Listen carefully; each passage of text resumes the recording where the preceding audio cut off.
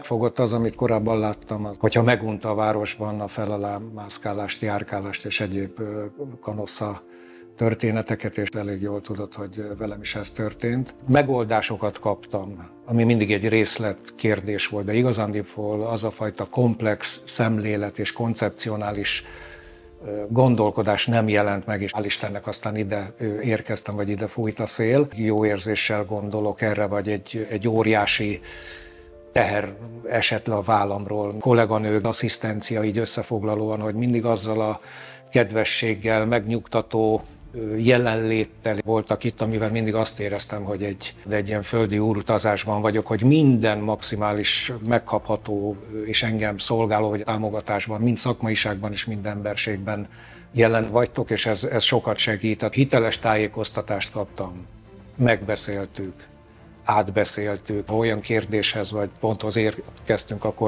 akkor tartottunk róla egy konzultációt, mindig tudtam, hogy mi fog történni, és nekem ez valóban az életem, a munkám, az életérzésem, a hétköznapjaim és a magánéletem, de leginkább ez a fajta belső, szubjektív jó érzésemnek a gyümölcsét. Az életemet kaptam vissza, bennem ez mindig gátlás, frusztráció, diszkomfort érzés volt, hogy nem tudtam azt mondani, nem tudtam úgy mondani, nem tudtam úgy megjelenni, mínuszként jelent meg a munkámba, bármilyen életterületen. Nálunk tényleg az a koncepció, hogy olyan kezelési tervet készítünk, amiben fölvetítjük, hogy mi lenne az elérendő végcél, végeredmény, és onnan bontjuk vissza a folyamatokat. Nyilván úgy, hogy erről készül egy kezelési terv, legyen költségvetés, legyen ütemezés, legyen helye, tere, ideje annak, hogy megbeszéljük, hogy mikor, mi fog történni, ez milyen nehézségekkel, milyen átmeneti diszkomfortokkal jár, amit ugye valójában ezt hívják ilyen reverse engineeringnek, hogy betartjuk konzekvensen a lépéseket, akkor oda jutunk el, amit az elején ígértünk. Ez a fajta lelkiismeretesség az első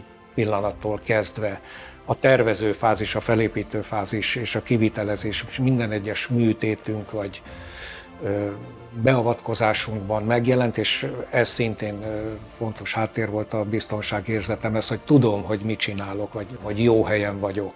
És ez a korábbi sok negatív, vagy résznegatív, ahogy fogalmaztam, koncepció nélküli megoldásokban lehet, hogy jó, megoldásokban lehet, hogy profi, mégsem abban a fajta összképben, vagy megérdemeltem, hogy annyira vágytam már erre, től minden egy kicsit jobb lett. Ez a szorongás feloldódott, és ezt a fajta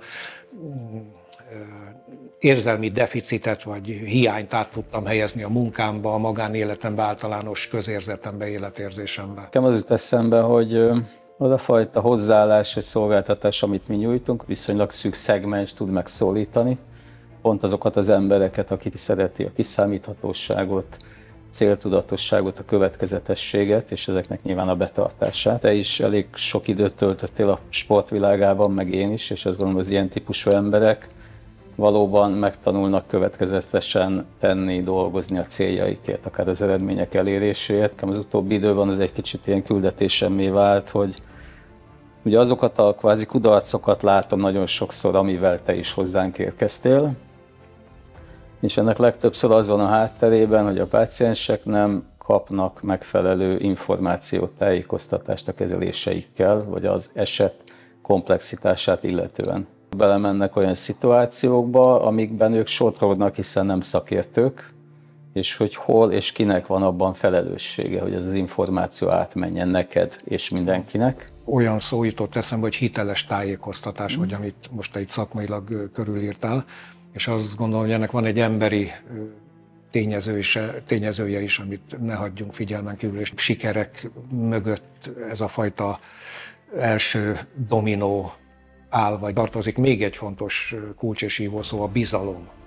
Hogy azt gondoltam, és most is azt gondolom, és érzem, vagy ennek az eredményét tükrözöm, hogy ez a fajta bizalom, kölcsönös bizalomépítés, vagy duális személyre szabadság is. És arról volt szó, hogy én mit gondolok, mit szeretnék, illetve ehhez mit tanácsol a szakember, és ezt összedolgozva, összegyúrva, mi az, ami legoptimálisabban kialakítható. Ez mindenképpen egy szolgáltatás, és komplexen kéne hogy a páciens azt érezze, hogy jó kezekben van, odafigyelnek rá, egyénileg fordulnak hozzá, akár több kezelési alternatívát felvetítve. Én hiszek a csapatmunkában, a komplexitásban, és el kell azt is fogadni, mondom ezt így 32-3 év tapasztalatával, hogy egy ember, nevezetesen most egy fogorvos nem érthet mindenhez, és ezért jó, ha egy rendelő falain belül van különböző szakterületeknek a lehető legjobb képviselője, mert ha fölmerül egy elágazási pont, amikor döntést kell hozni, legyen ez akár egy gyökérkezelés, egy foghúzás, egy implantálás, bármi, akkor csapaton belül lehet hozzáállni, és nincs kötve az adott csőlátás szerinti egy embernek a mindsetje a probléma megoldására, hanem egyből hatványozódik a tudás és az információ.